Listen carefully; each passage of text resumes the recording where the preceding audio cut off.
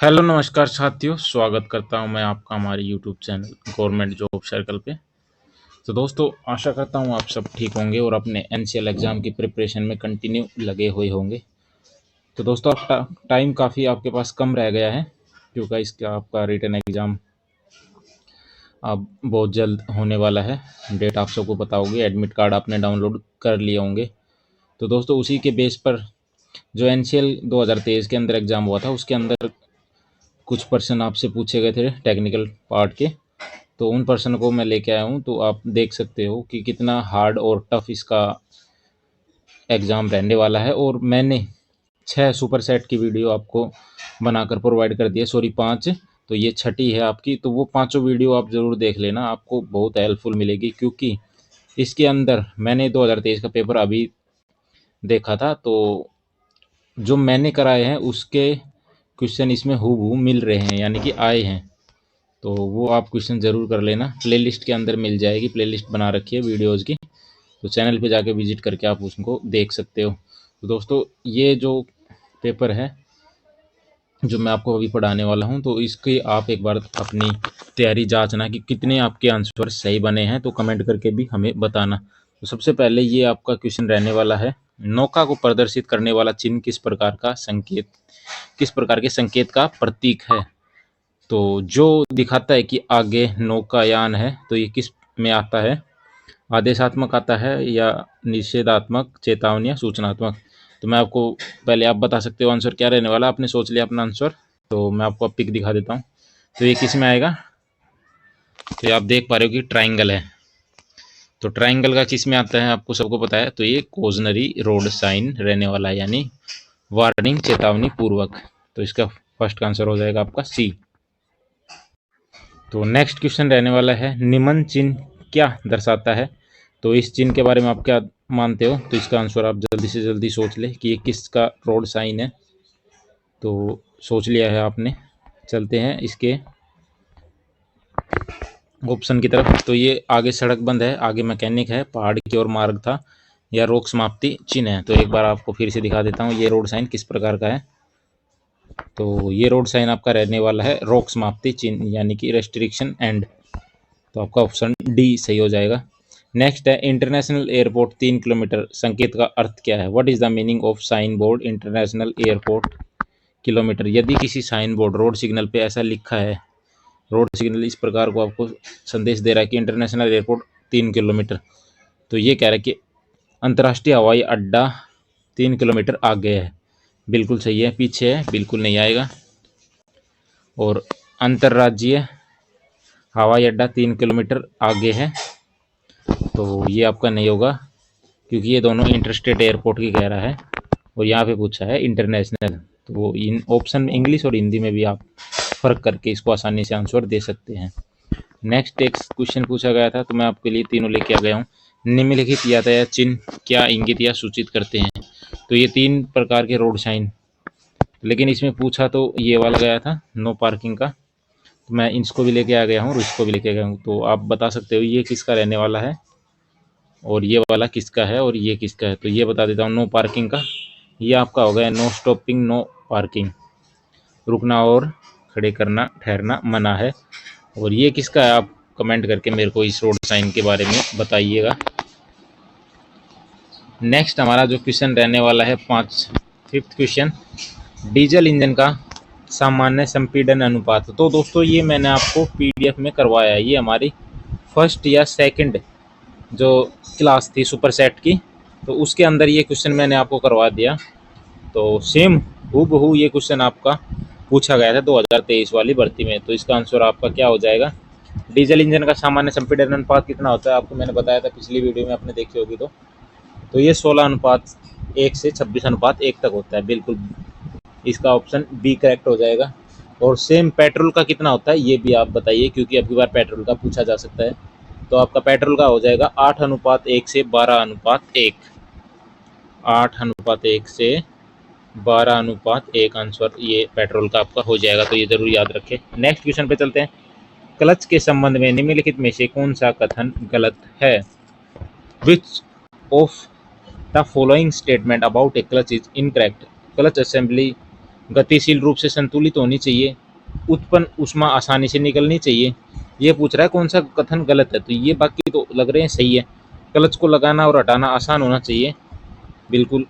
घर्षण सतहों पर घर्षण गुणांक कम होना चाहिए, तो ये आपका हो जाएगा ऑप्शन गलत हो जाएगा यहाँ पे। बाकी तीनों ऑप्शन आपके सही हैं, तो आंसर इसका हो जाएगा डी। क्लच सामान्यतः कितने इंजन टॉर्क के लिए डिजाइन किया जाता है? तो एक clutch is generally design to transmit how much of the maximum engine torque. तो इसका आंसर आपका हो जाएगा क्या? 125 से 150%। 90% से 100% बिल्कुल आपका नहीं होगा।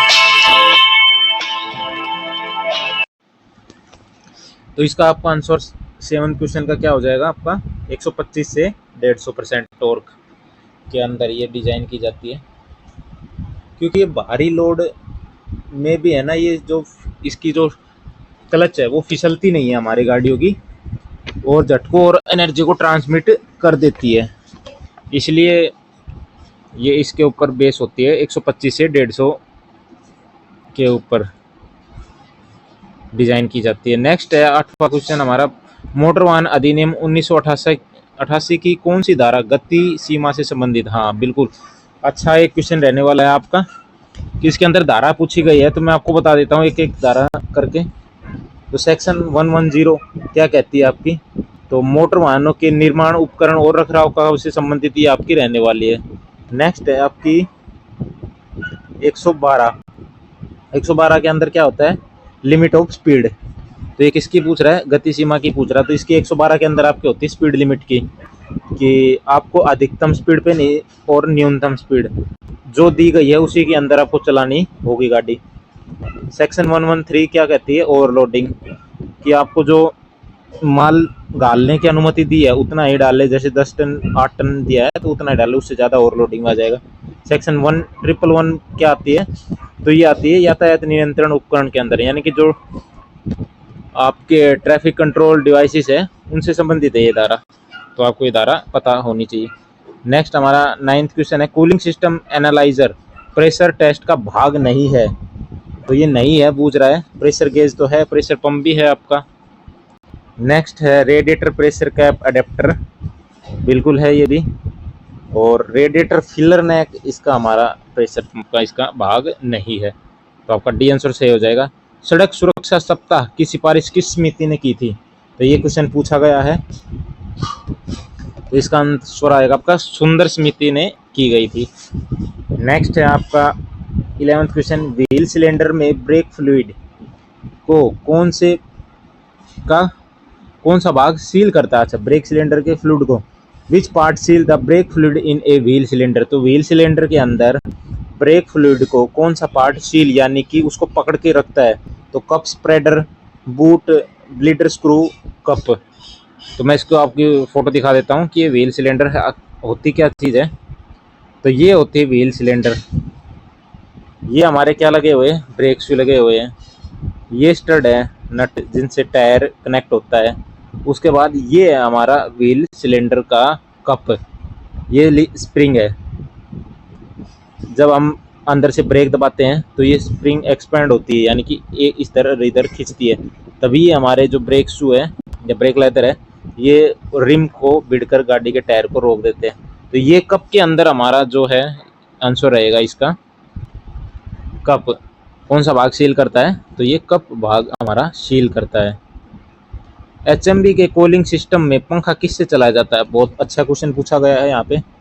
जो कूलिंग सिस्टम में पंखा चलता है, आपको पता है रेडिएटर पे पंखा हवा मारता है तो उस हवा से क्या होता है? वो ठंडी होती है। वो पानी रेडिएटर में फिन्स होती है, लाइनिंग ऐसे कटी होती है, तो जब रेडिएटर के अंदर वो पंखा चलता है तो उस हवा को ठंडा कर देता है।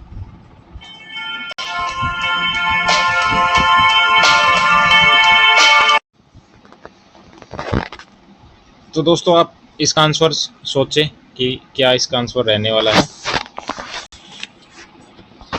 एचएमवी के कूलिंग सिस्टम में पंखा किससे चलाया जाता है? तो मैं आपको बता रहा था कि रेडिएटर के पीछे पंखा लगा होता है, तो वो उसकी फिन्स को हवा मार के ठंडा करता है। तो उनसे क्या क्या जुड़ी होती है, ऐसे वी टाइप वो बेल्ट होती है। तो एक तो आपका क्रैंकशाफ्ट की पुली है वो जुड़ी होती है, अल्टरनेटर जुड़ा होता है, और आपका वाटर का नाम याद नहीं आ रहा उसका, तो उसको वो भी जुड़ाता है, वाटर फैन असेंबली, हाँ वो जुड़ी होती है। तो ये सब वी बेल्ट के द्वारा ये जुड़ी होती है आपकी। तो इसके आंसर आएगा V section drive belt. Next question पे चलते हैं हम। ये देखो यहाँ ये इस प्रकार से जुड़ी होती है, क्या क्या जुड़ी होती है आप देख सकते हो। क्रैंकशाफ्ट पुली जुड़ी होती है, एसी कंप्रेसर जुड़ा होता है कारों में, पावर स्टीयरिंग पंप जुड़ा होता है, अल्टरनेटर जुड़ा होता है, कूलिंग फैन जुड़ा होता है, और आपकी वाटर पंप यानी वाटर बॉडी जिसको हम बोलते हैं, तो ये जुड़ी होती है। तो आप ये देख सकते हो पूरा। नेक्स्ट हमारा 13th क्वेश्चन है, ब्रेक किस कारण कमज़ोर हो जाते हैं? तो ब्रेक फ्लूइड की कमी से, वायु दाब की कमी से, पेडल की कमी से, या घर्षण की कमी से। तो इसका आंसर क्या रहेगा दोस्तों, आप ज़रूर सोच के बताएं क्या होने वाला है आंसर। तो मैं आपको बता रहा हूँ, इसका आंसर रहेगा आपका घर्षण की कमी से। तो ये 2023 में आया हुआ क्वेश्चन है एनसीएल के अंदर। नेक्स्ट हमारा जो सवाल रहने वाला है 14th number, what does the following traffic sign indicate? तो ये इसको छोड़ दो, इसमें इमेज ऐड नहीं की। ब्रेक ब्लीडिंग क्या है? बहुत अच्छा क्वेश्चन पूछा गया है। ब्रेक ब्लीडिंग क्या होती है? वायु हटाने की प्रक्रिया, प्रोसेस ऑफ रिमूविंग एयर। तो जो हमारे एयर प्रेशर ब्रेक होते हैं उनके अंदर क्या है कि हवा से ब्रेक वो काम करते हैं। तो अतिरिक्त ब्रेक फ्लूइड हटाना, वैक्यूम हटाना, या अतिरिक्त दबाव हटाना। तो उसके अंदर क्या हटाएंगे हम? आंसर बताइए आप सोच के। तो हाइड्रोलिक ब्रेकिंग सिस्टम के अंदर क्या होता है कि इसके अंदर कभी कभी एयर बबल्स आ जाते हैं, तो उन एयर बबल को बाहर निकालने की प्रक्रिया को हम ब्रेक ब्लीडिंग कहते हैं। तो क्या कहेंगे आंसर इसका हो जाएगा आपका प्रोसेस ऑफ रिमूविंग एयर, वायु हटाने की प्रक्रिया। तो नेक्स्ट हमारा सवाल रहने वाला है 16वें क्वेश्चन पे चलेंगे। 16th क्वेश्चन, निम्नलिखित में से कौन सा आईसी इंजन में प्रयुक्त पिस्टन पिन का प्रकार नहीं है? पिस्टन पिन का प्रकार नहीं है, तो आपका क्या रहेगा इसका answer? Set screw type piston, lead screw type piston, semi floating piston, या फुल्ली फ्लोटिंग पिस्टन। तो इसका आंसर आप मुझे कमेंट करके बताइएगा क्या रहने वाला है। नेक्स्ट है हमारा 17वां क्वेश्चन, आईसी इंजन में क्लियरेंस वॉल्यूम क्या होता है? तो मैंने इसको पहले भी आपको पढ़ाया हुआ है। तो आप सबको पता होगा कि पिस्टन टीडीसी से बीडीसी और बीडीसी से टीडीसी चलता है। तो जब ये टीडीसी चलता है, टॉप डेड सेंटर की तरफ ऊपर की तरफ चलता है, तो पिस्टन और के ऊपर का जो आयतन होता है उस आयतन को ही हम आईसी के इंजन क्लियरेंस वॉल्यूम कहते हैं। तो इसका आंसर आपका हो जाएगा बी। तो दोस्तों अगर आपको कोई भी सवाल समझ में नहीं आ रहा हो या किसी प्रकार की गलती आपको लग रही हो तो आप कमेंट करके ज़रूर हमसे पूछ सकते हैं। डिस्क्रिप्शन में टेलीग्राम ग्रुप का लिंक दिया है, वहाँ से भी आप उसको ज्वाइन करके भी हमसे जुड़ सकते हैं, ताकि आपको आने वाली और ड्राइवर भर्तियों से संबंधित अपडेट मिलती रहे। ये पीडीएफ भी आपको हमारे टेलीग्राम ग्रुप में मिल जाएगी। नेक्स्ट हमारा क्वेश्चन है 18, ऑटोमोबाइल में हैंड ब्रेक सामान्यतः किस पहियों पर कार्य करता है? जी हाँ दोस्तों, जब हम हैंड ब्रेक लगाते हैं तो वो कौन से पहियों पर कार्य करता है, पिछले पहियों पे या अगले पहियों पे? तो मैं आपको बता देता हूँ, ये दोनों पिछले पहियों पे कार्य करता है। तो इसका आंसर क्या रहेगा? बी, पिछले रियर व्हील्स। निम्नलिखित में से कौन सा अनस्प्रंग वेट नहीं है? Which is the following is not a unsprung weight? तो सबसे पहले मैं बता देता हूँ अनस्प्रंग वेट क्या होता है। ये कमानी रहित भार होता है।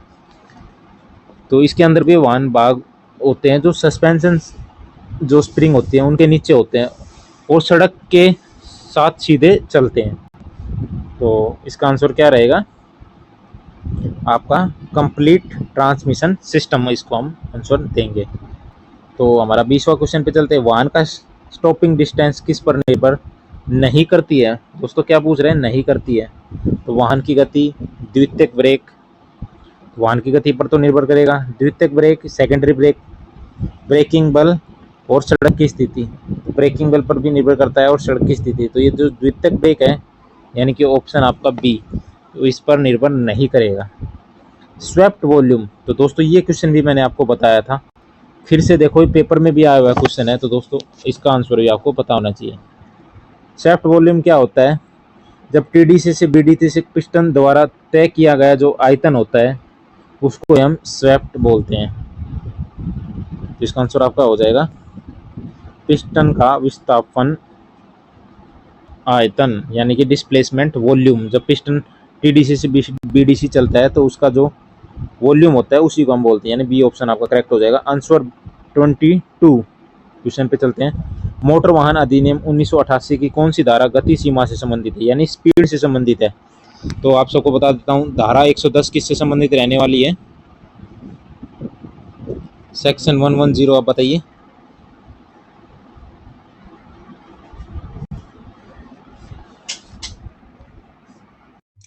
तो दोस्तों ये धारा मैंने सब आपको ऊपर बता दी होगी किस किस की धारा है। तो धारा 112 आपको बताई थी स्पीड लिमिट की, 113 आपकी रहेगी ओवरलोडिंग की, 111 होने वाली है आपकी ट्रैफिक कंट्रोल डिवाइसेस की, और 110 होती है आपके मोटर वाहनों के निर्माण उपकरण की। निम्नलिखित में से कौन सा ब्रेक फ्लूइड का आवश्यक गुण नहीं है?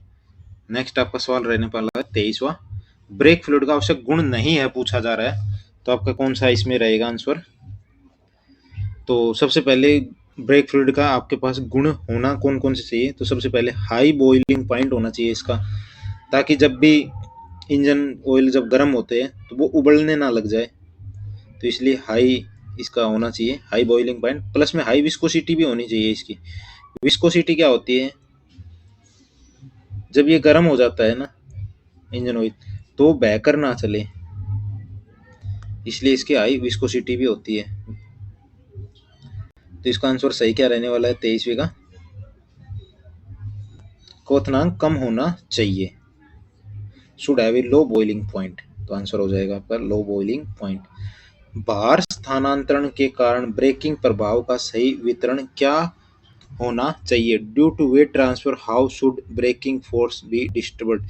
ये पूछ रहा है, एक गाड़ी के अंदर 4 टायर होते हैं, आगे और पीछे, ज़्यादा भी होते हैं, लेकिन हम 4 को लेके चलते हैं। तो इन टायरों पे कितना वजन होना चाहिए और इन पे कितना होना चाहिए? तो इसके अंदर क्या रेशियो चलता है? अगले पर 70% और पिछले पर 30% होना चाहिए। तो ये आंसर इसका हो जाएगा 70-30। नेक्स्ट हमारा जो क्वेश्चन रहने वाला है 25। हाइड्रोलिक ब्रेकिंग सिस्टम में यदि प्रोपोर्शनिंग वाल्व निष्क्रिय हो जाए तो क्या होगा? तो क्या होगा? पिछले ब्रेक्स इसके अंदर लॉक हो जाएंगे हमारे, यानी कि hydraulic braking system proportioning valve fails हो जाए, काम ना करें, तो पिछले ब्रेक हमारे लॉक हो जाएंगे और वो काम ही नहीं करेंगे। नेक्स्ट है 26 क्वेश्चन, 26वें सवाल पर चलते हैं। भारत स्टेज BS6 उत्सर्जन मानक पूरे भारत में कब लागू किए? तो इसका आंसर तो आपका हो जाएगा अप्रैल 2020 से। लेकिन मैं बता देता हूँ कि कौन कौन से भारत स्टैंडर्ड हमारे देश में कब कब लागू हुए। तो BS1 का मैं बता देता हूँ आपको, 1 अप्रैल 2000 से ये लागू हुए थे। नेक्स्ट है हमारा BS2।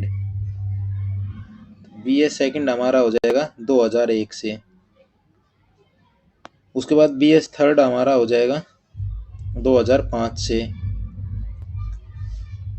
उसके बाद BS हमारा हो जाएगा फोर्थ, BS4 हो जाएगा 2010 से लागू।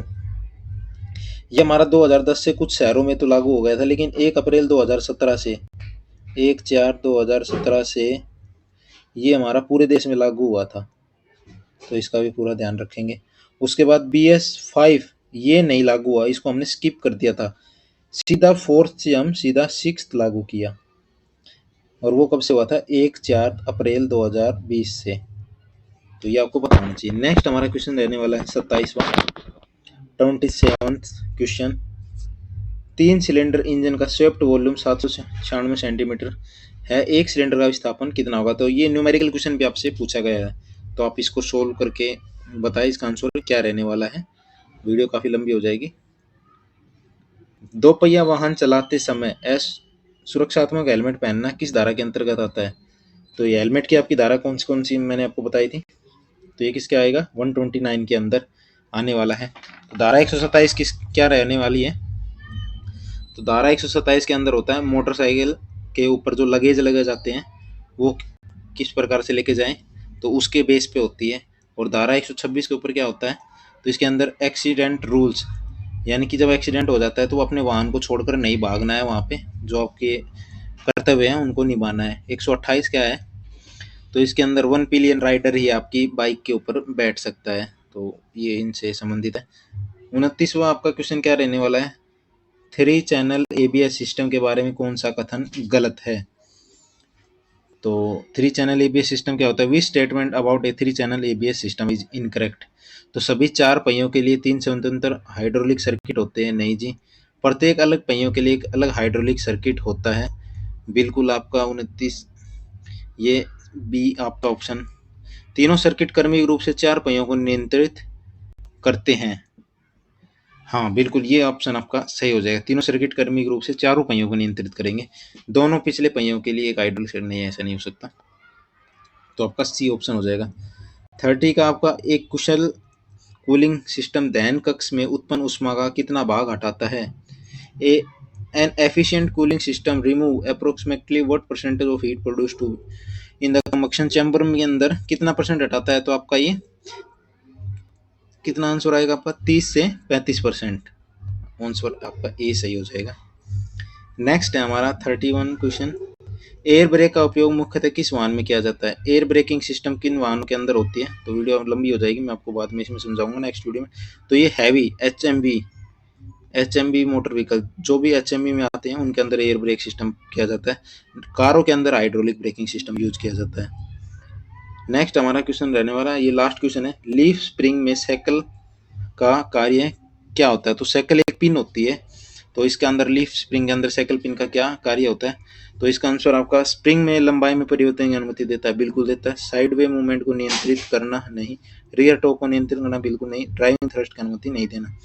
तो ये क्या होती है इसका मैं बता देता हूँ। स्प्रिंग की लंबाई, जब भी हमारा वाहन किसी गड्ढे स्पीड ब्रेकर या उबड़ खाबड़ सड़क से गुजरता है ना, तो उसके अंदर लीफ स्प्रिंग या वजन के उससे दबाव होता है, गाड़ी के ऊपर जब वजन होता है तो उससे दबाव आता है, तो ये लीफ स्प्रिंग ऐसे टाइप में रहती है, ऐसे टाइप में, तो ये लंबी हो जाती है तब और खुल जाती है और झटकों को सह लेती है, इसलिए इसे हम साइकिल पिन का मुख्य कार्य कहते हैं। तो इसका आंसर आपका ए हो जाएगा 32वें का।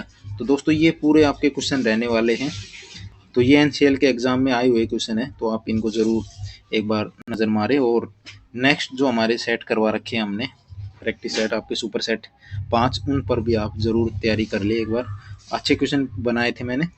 तो वीडियो अच्छी लगे तो लाइक ज़रूर करें, शेयर ज़रूर करें और अपने दोस्तों के साथ शेयर करें। चलिए दोस्तों, जय हिंद, जय भारत, धन्यवाद।